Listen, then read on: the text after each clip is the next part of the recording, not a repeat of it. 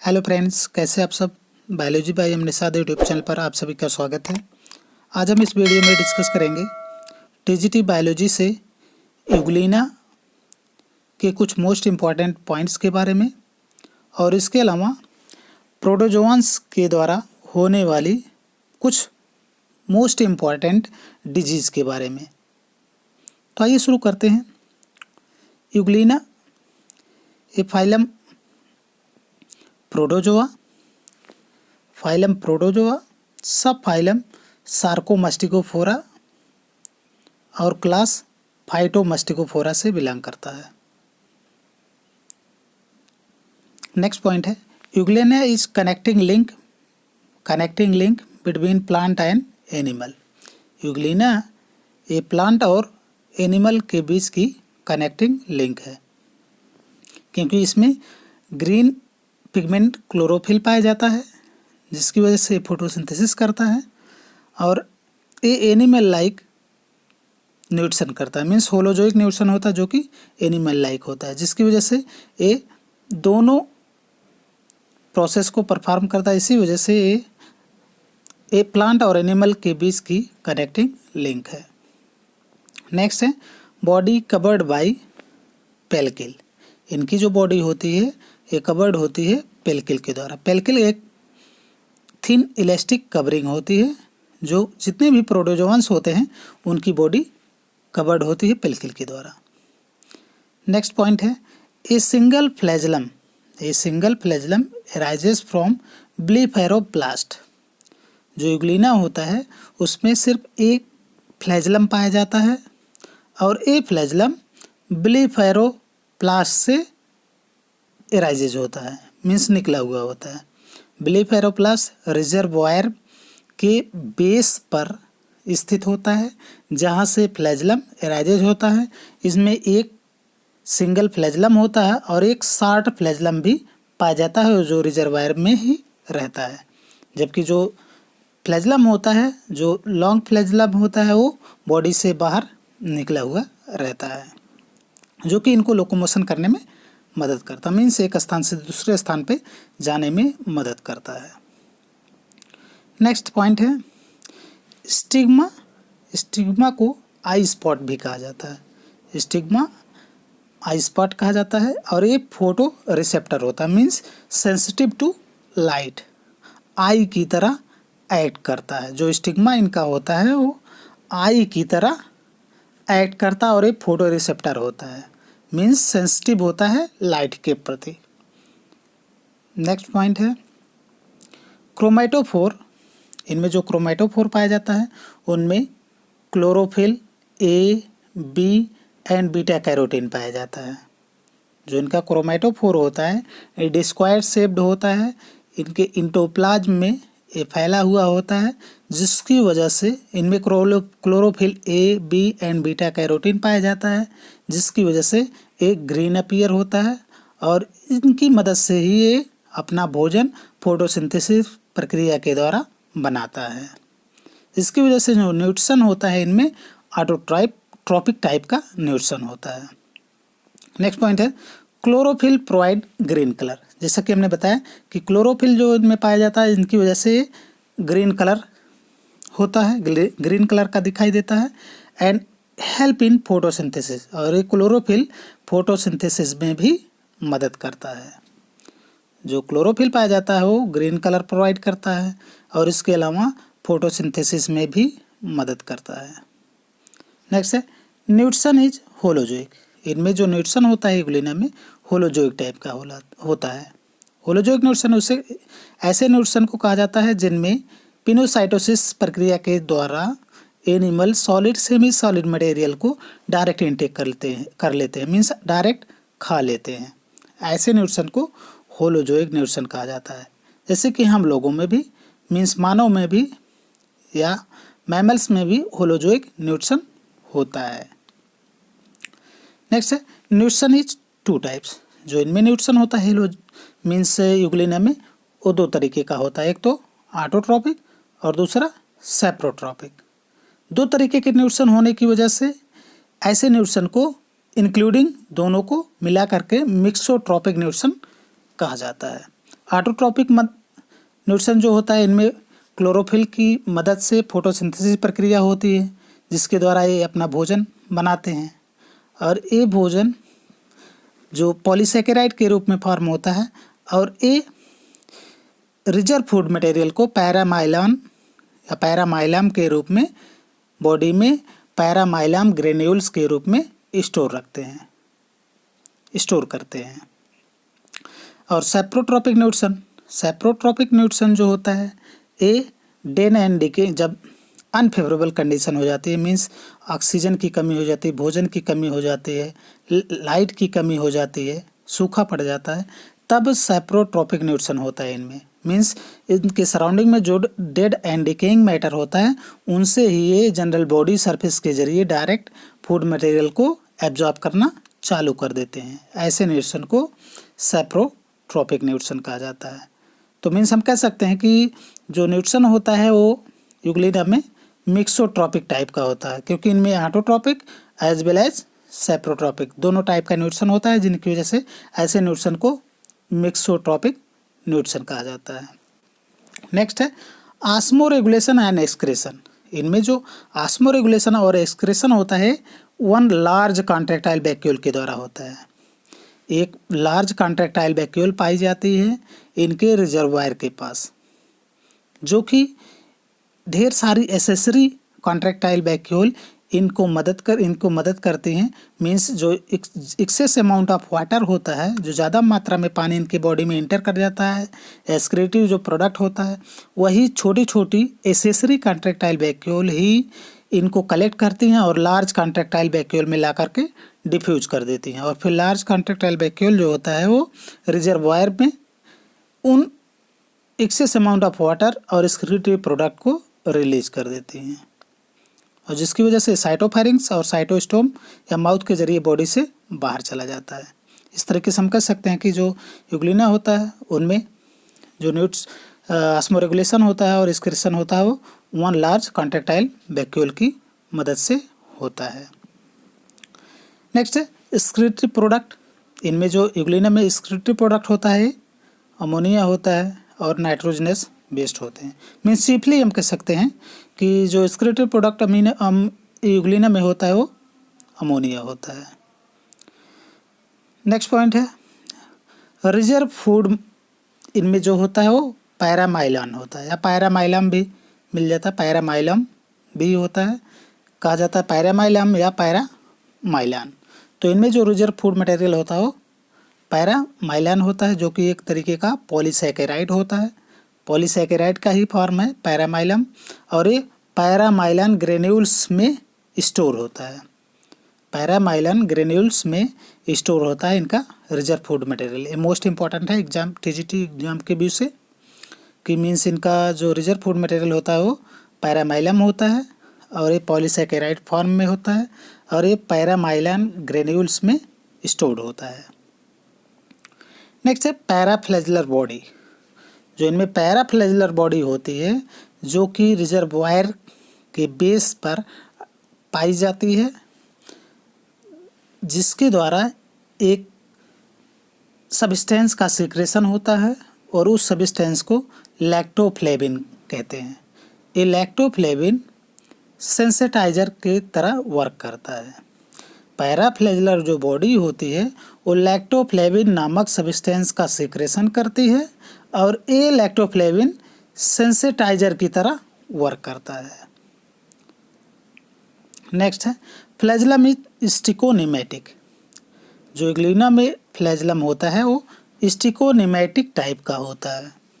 स्टिकोनिमेटिक type का flagellum Euglena में ही पाया जाता है। मीन्स हम कह सकते हैं कि स्टिकोनिमेटिक जो फ्लैजिलम होता है, उसमें जो फाइबर्स होते हैं वो दो की संख्या में पूरे एक सर्किल में किनारे की तरफ दो की संख्या में 9 पेरिफेरल स्ट्रक्चर फॉर्म करते हैं, और बीच में 2 सेंट्रल फाइबर पाए जाते हैं। इस तरीके का जो अरेंजमेंट होता है उसे स्टिकोनिमेटिक कहा जाता है। तो जो यूग्लिना होता है उनमें जो फ्लैजिलम होता है वो स्टिकोनिमेटिक टाइप का होता है, ये भी मोस्ट इम्पॉर्टेंट है।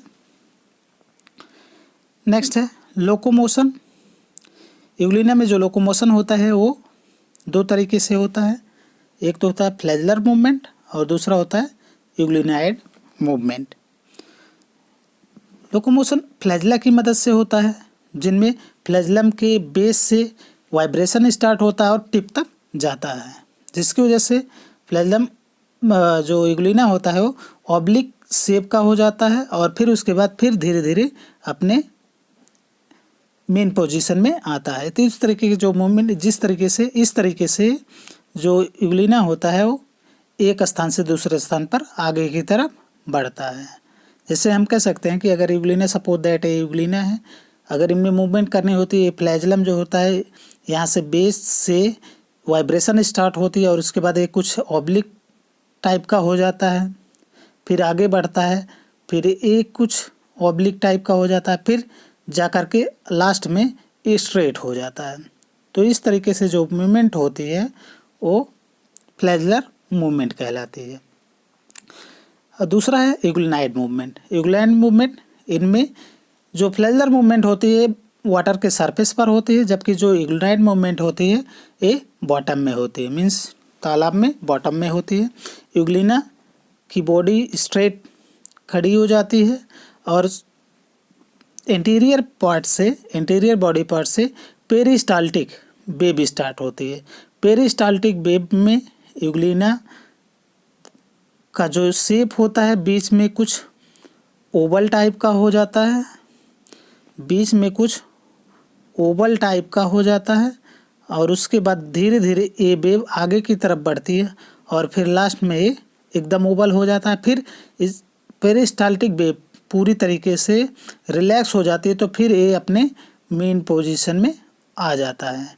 इस तरीके की जो मूवमेंट होती है उसे यूग्लिनाइड मूवमेंट कहते हैं। नेक्स्ट है respiration bye general body surface.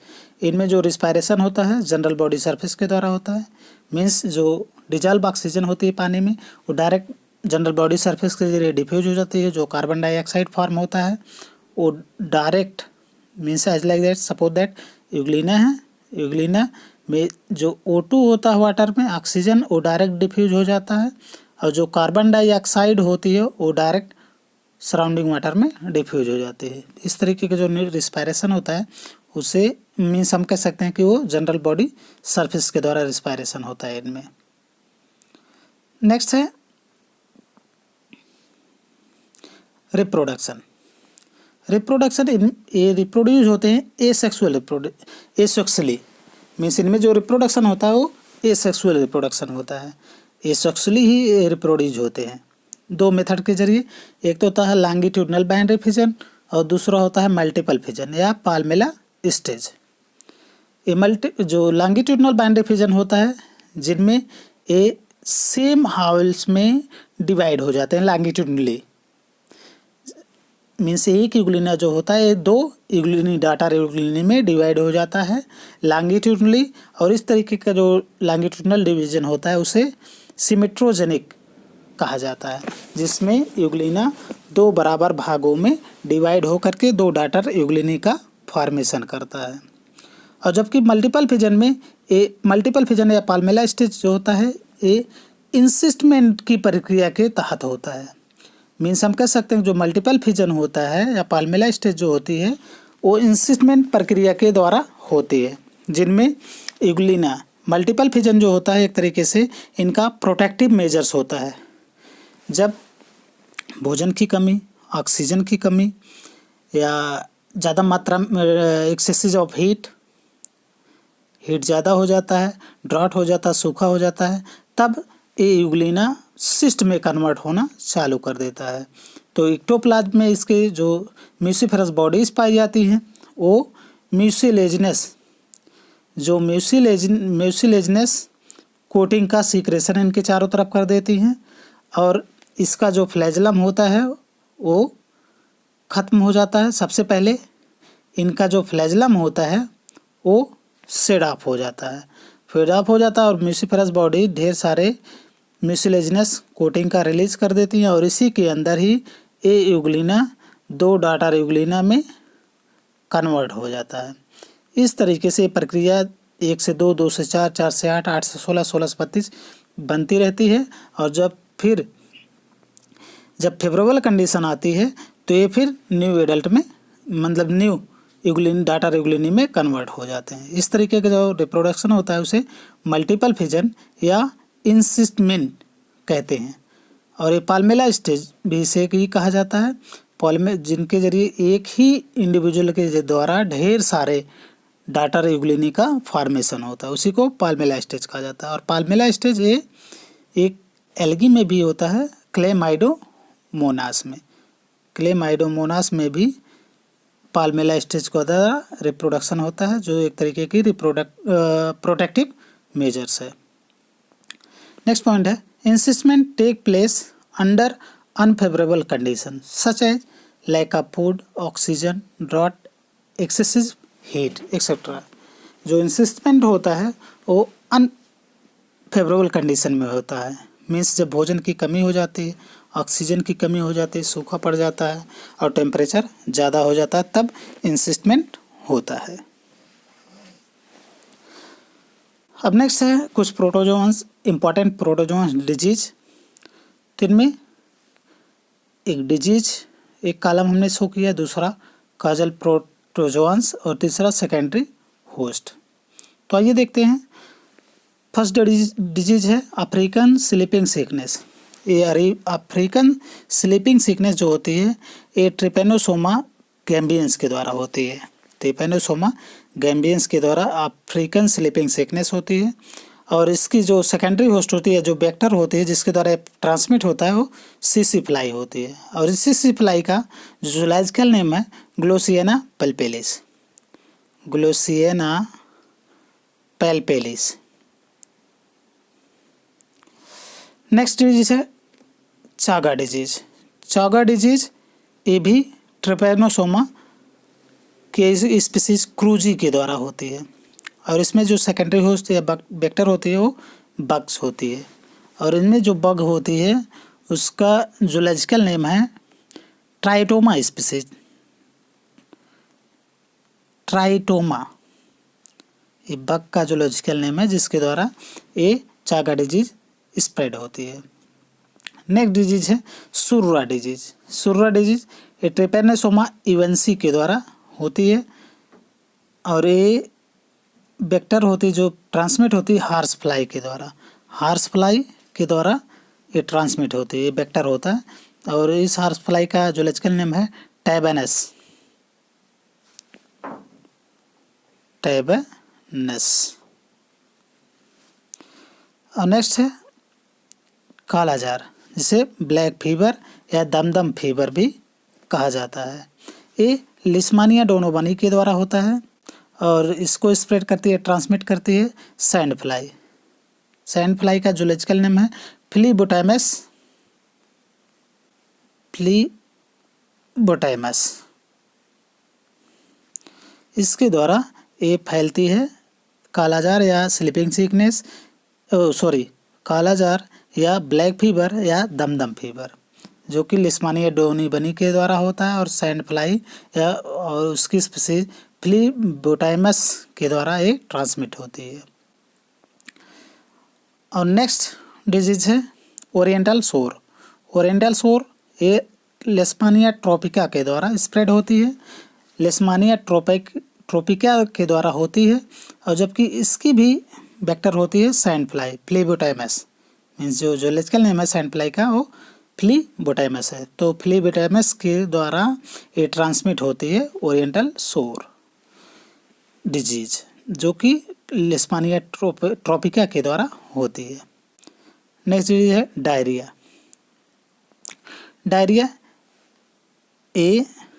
Diarrhoea जो है एक तरीके से हम कह सकते हैं कि ये जियार्डिया लैम्बलिया के द्वारा होता है।